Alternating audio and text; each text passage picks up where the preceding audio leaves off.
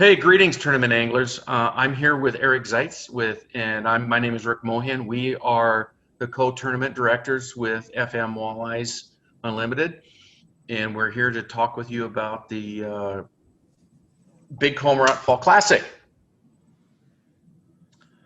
Eric, Yeah, say hi. exciting. We got championship coming up, so it's going to be a good finish.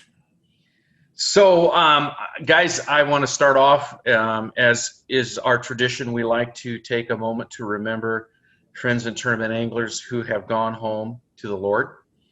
So please join with me in a prayer. Gracious Heavenly Father, we praise your name and rejoice in your creation. Thank you for the opportunity to pursue our angling passions. Please bless all of our tournament anglers and volunteers. Keep them safe. We now remember the names and tournament anglers that we name silently in our hearts. A moment.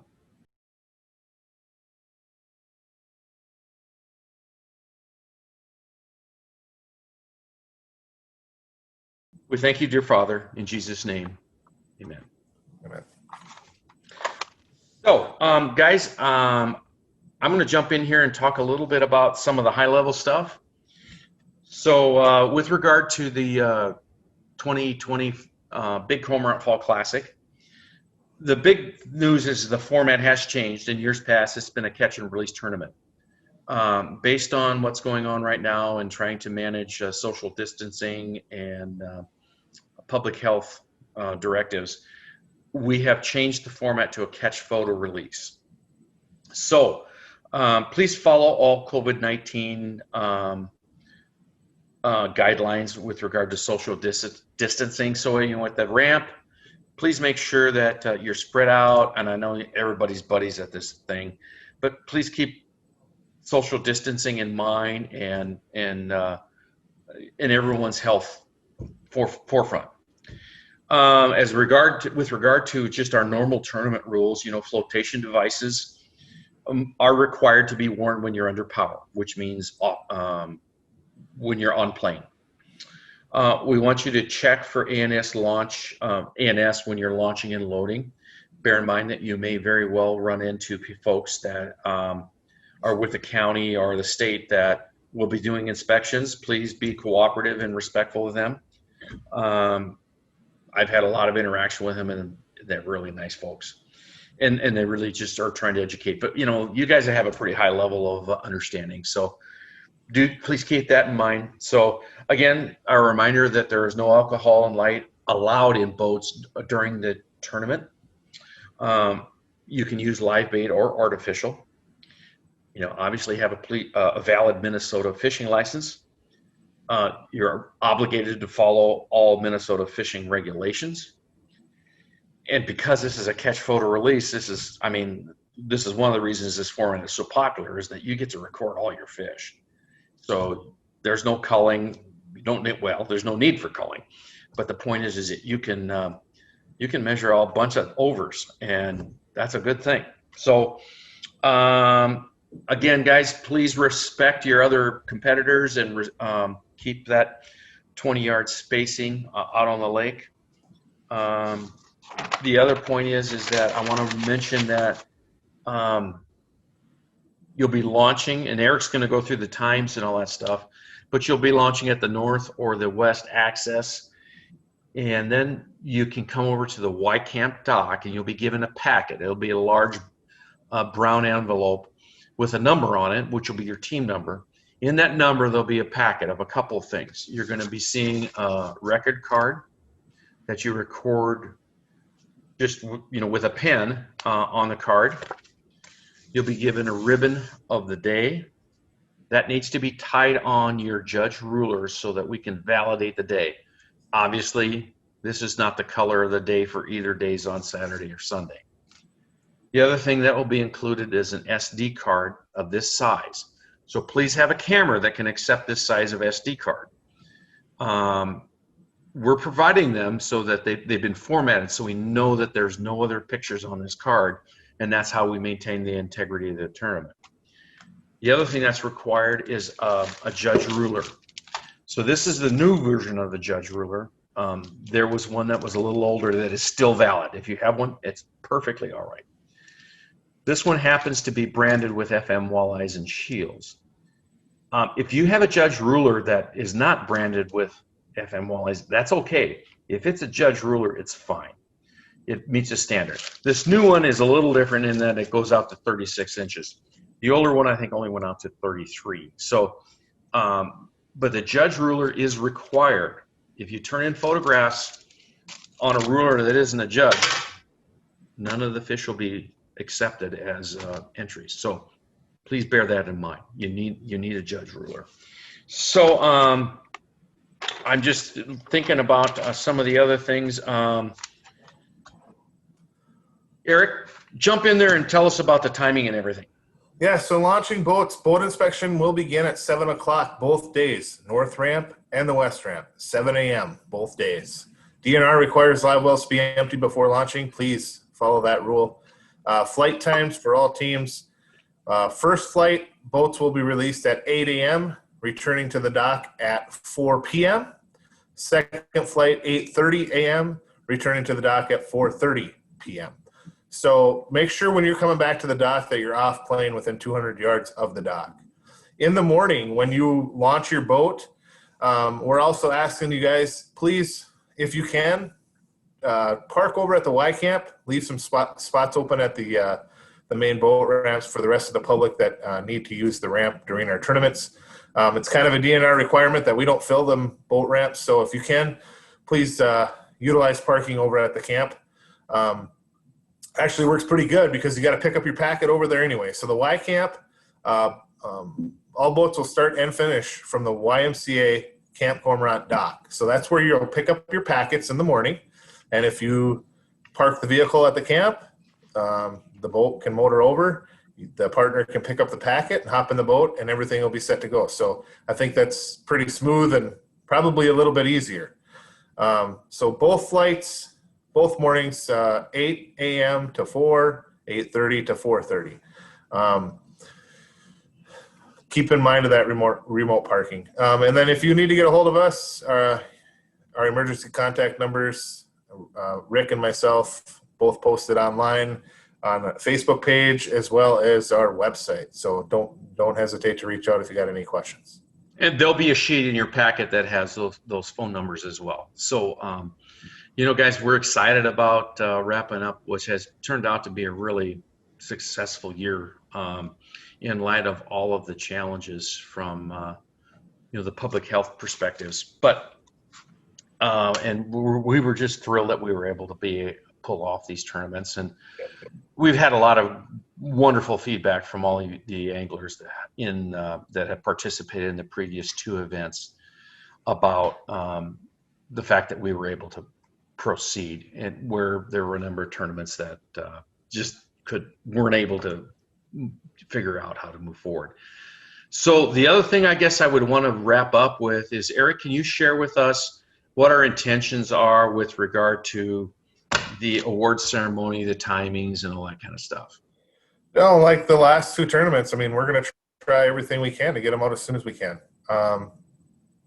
We'd like to say that we'd have them done within 2 hours of the tournament, but it all depends on how everything falls that day. It will be no later than Monday, but guys, we're going to shoot for Sunday night, and we'll see where we end up. But that's our commitment at the end of the day, and then look at getting everything updated for the point standings and everything like that too. So just keep watching our Facebook page and our website. We'll keep everybody up to date and posted on that. Just remember, the more phone calls we get while we're trying to figure this out, the longer it takes. So I was going to comment on that. Is that, like I said, Eric says, is we would very much hope to be able to get the money place winners published on Sunday. We will commit to getting it done on Monday. But, both Eric and I have jobs, and have other commitments. So the idea, but we're hopeful that we'll try, but we will have something out Monday morning. But again, with regard to the Classic Cup Championship, that's going to take a little more time, and we're shooting for Tuesday to get that information out. And Eric's point is true, is that the more calls that we get on a Sunday afternoon after the tournament, well, I can come clean and tell you I'm not going to answer the call. I'm just not going to. So I don't want to sound like being a dink, but we're focused on working the process. So don't call. Yeah, I'm looking forward to it. It should be a good tournament. So if you guys got any questions, reach out to us. We got another video here just to show you guys how to our catch photo release format that we put together with the AYA camps. So I think if you want to keep watching that, and then we'll wrap up at the end. Sounds good. Kyle Avery and Brenton Hell here of FM Walleyes. We are your Little Pine and Devil's Lake Angler Young Angler Tournament Directors. We want to talk a little bit today about the catch, record, release format. Brenton, let's just talk a little bit about leading up to the tournament and the day of the tournament, how we are prepared for that. So what you're going to want to bring with you on the day of the tournament is your red judge ruler. That is the ruler that we do use as the official ruler for our AYA events. Bring your judge ruler. We do have some available for you to borrow or rent during the events, and we have some available for purchase as well. Also, you're going to want to prepare for the event by having a camera that will put the pictures onto a standard size SD card, not a micro card, but we need that a camera that will put the pictures onto a standard card. From there, the morning of the tournament, we're going to deliver a bag to you at the launch, and that bag is going to have your SD card for that day. It's going to have your scorecard and a colored ribbon. Now you're going to need that colored ribbon to be in your picture, which Kyle's going to talk about in a minute, and you're going to use that SD card to record your pictures during that tournament day. And if you do want to do some practicing with our SD cards the night before at the rules meeting, we're going to have those available, Kyle, so that you can bring your cameras out, make sure they work on the cards, and plan and prepare for the next day. Yep, we want to be prepared the morning of the tournament. Once we get out on the water, hopefully we see our anglers catching a lot of fish, and that's what we want to do. The intention of this tournament and this tournament format is to get the fish landed and in the boat, to get them measured, recorded, and released as quickly as possible. So the process is going to look like this. That walleye will first be taken out of the net and unhooked. We're going to lay that out on the judge ruler. We want a photo of one of the team members holding that fish on the judge ruler. Now it's important that we can see the nose of that fish touching the bump on the bottom end of the ruler, and then also where we can see the tail in terms of getting an accurate measurement and verifying that measurement. You can take as many photos as you would like. Once you get one you're satisfied with, then what we're going to do is we're going to take a hero shot. That indicates to us as tournament directors that we have the end of one fish and we can look for a new fish after that. A hero shot is simply a shot with one of the team members, preferably one who caught the fish, holding that fish. Once we get the hero shot, we immediately release that fish into the water, and hopefully that process is done as quickly as we possibly can.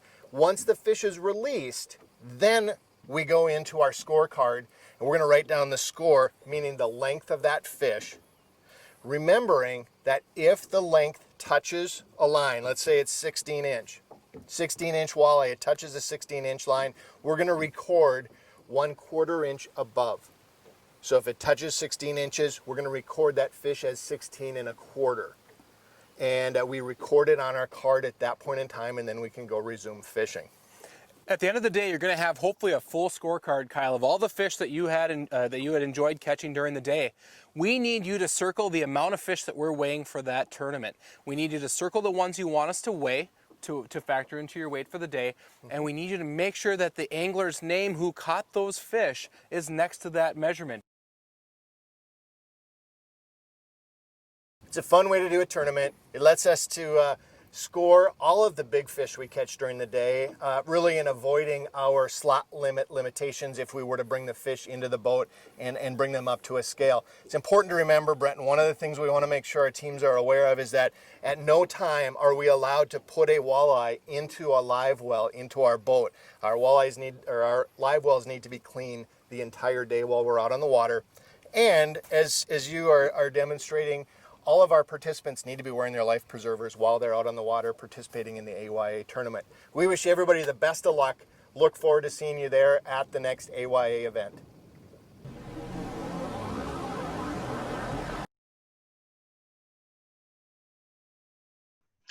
So guys, I hope you enjoyed that video and you found that to be insightful. I am going to share the screen again and go back to some examples that Eric referenced here just a moment ago. But this photo here shows an example of essentially a really good photo. We can see clearly that the nose of the fish is up against the bump board. The angler has pinched the tail, which is fine, but we can actually clearly see where the end of the tail is in reference to the ruler. And we know that, and we can zoom in with our computer so we can really dial it in and with a extremely high degree of confidence know exactly where that fish measured. So one comment with that photo as well, Rick. We had some questions last time, I guess. For these tournaments, the mouth on the ruler in the front there on the bump board, it can be open or closed, either way, as long as it's touching, open or closed. If it is open, both the top and bottom need to be touching. So either way on the front. All right, great catch. So next picture is an example of a scorecard. And in what this situation is illustrating is that the angler marked down 19.5 inches.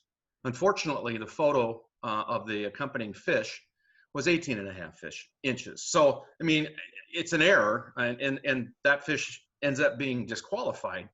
So just take your time and try to be careful and make sure that the photo and the card agree.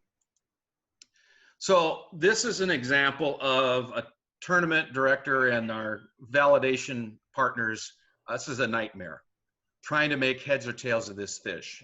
You can see that it's actually somewhat out of focus, and there's a huge washout, a sun-bleached spot. And in all honesty, there's just absolutely no way to accurately validate what the length of this fish is because of the quality of this photograph. So guys, Eric mentioned, you know, when we did the pelican, I know there were some anglers that were anxious to get the results, and we had tried and discussed trying to get results out on Saturday night, but we literally spent hours trying to go through photos and to count as many fish as possible. And we're just not going to do that anymore. If a photograph is just washed out and that's the only one there is, it's DQ'd. So this is then another example of a regrettable situation in that it's not too bad a photo. It's a little bit washed out, but you can see the tail's cut off. So you have to have the entire fish in the picture. So that is one of those scenarios where if this was the only picture of the fish, it would have been DQ'd. So, I mean, if you're taking a couple of pictures and there's one like this, but there's other good ones, we're fine. But just another watch out that you want to make sure that you have the entire fish in the photograph. The other thing that I would point out as a best management practice is taking excellent photos or good quality photos in a catch photo release tournament really is a two-man job. And I know that there are some anglers anxious to get back to angling, you know, so that, you know, you'd net a fish. And, you know, anecdotally, I've heard where then the guy who nets the guy who caught the fish, he's down there trying to take the photo himself, and the co-angler is back to fishing. That's a really good way to get a fish DQ'd, because taking a quality photograph is really a two-person job. You're going to want a person on the camera, and you're going to want a person with the fish on the bump board. Just FYI. Yeah, and if we're seeing that happen when we're patrolling, you're probably going to get a nice chat as well, because we want you to put your rods down and record the fish as a team, take that picture, the hero shot, and then go back to fishing. Don't have to reel all your rods in, but we want both tournament partners to take part in that picture. So you know, we were talking about examples of photographs. As we've mentioned, we do have we supply the SD cards at the time of the tournament at the kickoff. You guys will be inspected at the ramp, and we'll talk about that during the rules meeting, but then you're going to come over to where we are going to launch, and then we're going to hand you off a packet that's going to include a record card, a color, a ribbon of the day that you're going to tie to the ruler, and then you're going to have an SD card like this. So we want you to utilize a camera that can accept an SD card like this. Now, we've been doing this for a while, so we generally have, some of the SD cards have got a little bit of age on it, but that's good because they're lower amounts of memory. You know, they're 4 gig or 2 gig, you know, because we found that the really big 64 gig and bigger, sometimes older cameras don't take them. The other thing that we've done is that I did secure a small quantity of the micro SD cards. So this is our standard, and we're going to go with that. But if you have a camera that only accepts a micro SD card, we can make an accommodation, but I do ask that you reach out to Eric or I so we know and we can build the packet with your team number correctly, and then you would have that, the right card. And then, of course, when you get your packet, we want you to load the card in. We want you to take a photo of, you know, your team number, your teammate, the dock, whatever, to just validate that your camera's working. If it doesn't, then you can come back to the dock because we have a backup supply of SD cards that we can swap things out and make sure that you've got one that works. I also want to just, again, go over the fact that the official measuring device for our tournaments is the Judge Ruler. And this one happens to be one that was branded by FM Walleyes. But there are Judge Rulers available from other sources that wouldn't have our branding. And that's okay, as long as it's a Judge. And what we're going to ask you to do then is you're going to tie that ribbon with the color of the day around that. So when you take the picture, we can see that ribbon is visible in the photograph to know that that picture was taken, you know, the day of our tournament.